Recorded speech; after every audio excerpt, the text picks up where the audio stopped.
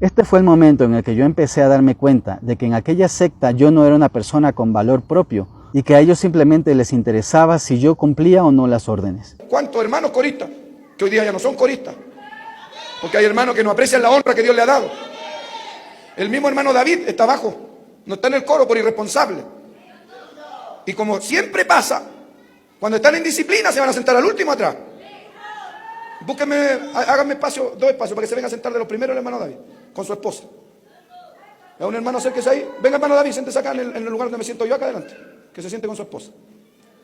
Les pongo un poco en contexto. Yo en aquella iglesia cumplía las funciones de secretario personal del pastor, también formaba parte de la contabilidad de la iglesia y formaba parte del coro, de la alabanza.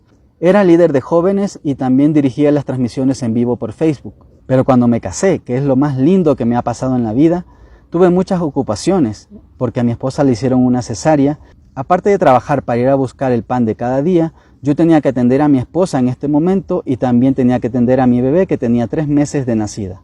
Esto no me permitía asistir a todos los cultos que se hacían en la iglesia, por lo tanto me pusieron en disciplina y me quitaron todos los cargos que yo tenía.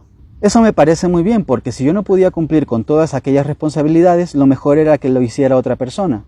Esa era la segunda ocasión que el pastor visitaba Ecuador después de abandonar la iglesia en el año 2020 debido a la pandemia, por lo cual se realizó un culto especial en el cual todos los encargados de obra de todas las ciudades del Ecuador estaban obligados a asistir a aquel culto especial para recibir al pastor que venía de visita.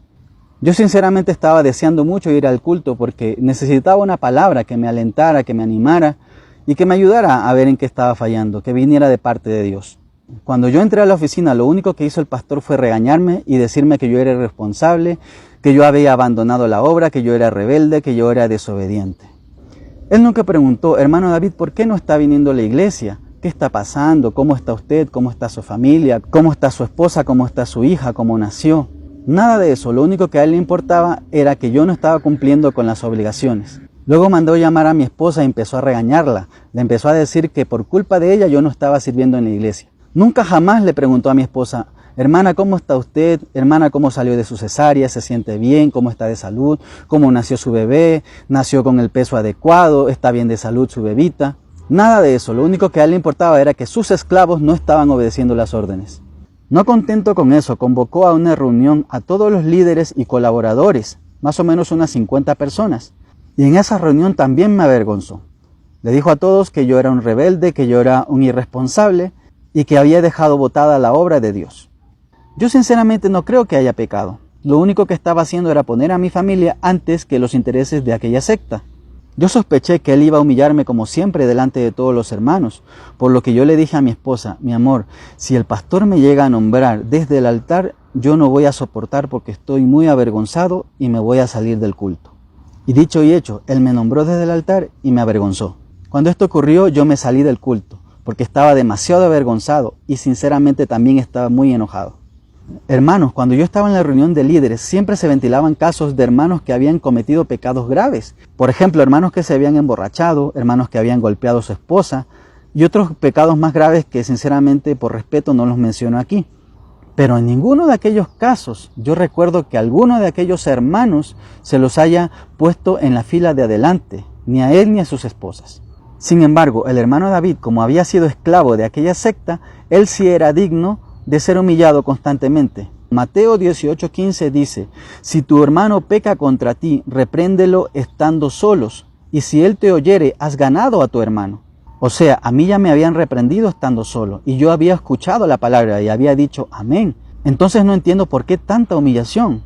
Después de esto yo llamé al pastor y le pedí perdón, y lo que él me dijo fue que mi esposa había sido más humilde que yo no me había arrepentido lo suficiente y que no tenía idea de todos los cargos y privilegios que yo perdí.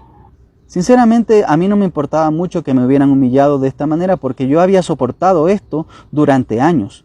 Pero lo que sí me dolió fue que hubieran involucrado a mi esposa y a mi hija en estas humillaciones. Soy sincero y reconozco que este episodio me marcó mucho.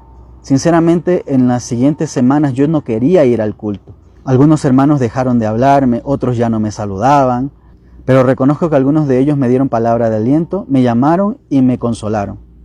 Incluso en algún momento pensé en irme al mundo, porque me empecé a cuestionar si había valido la pena haber servido tantos años en la iglesia.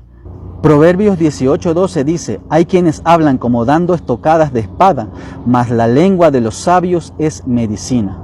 Cuando una secta te hiere, cuando un líder sectario te humilla, te maltrata, solamente te trata como una herramienta y no como una persona, muchas veces la persona afectada se empieza a cuestionar si vale la pena seguir sirviendo a Cristo.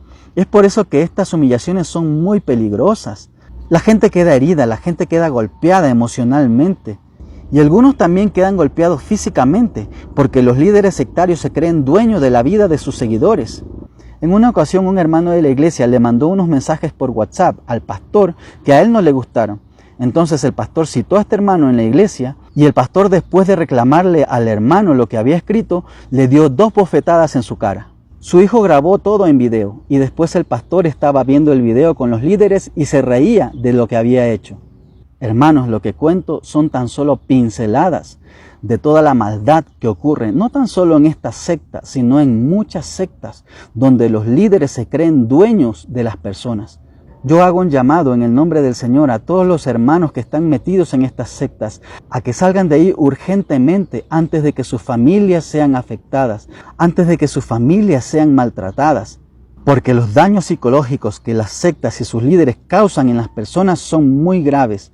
Muchos de ellos no se recuperan nunca y otros muchos nunca vuelven al Señor. Se apartan del Señor definitivamente. Es por eso que hay que hablar de este tema, porque este tema es serio. Esto no se trata de que no me gustó una iglesia y me voy de ahí. No, esto se trata de que ellos causan mucho daño. Que Dios tenga misericordia de aquellos líderes sectarios y que les conceda arrepentirse, para que dejen de maltratar a la gente, para que dejen de dañarlos psicológicamente, para que dejen de aislarlos de su familia, para que dejen de exigirles y quitarles su dinero. Que Dios les bendiga.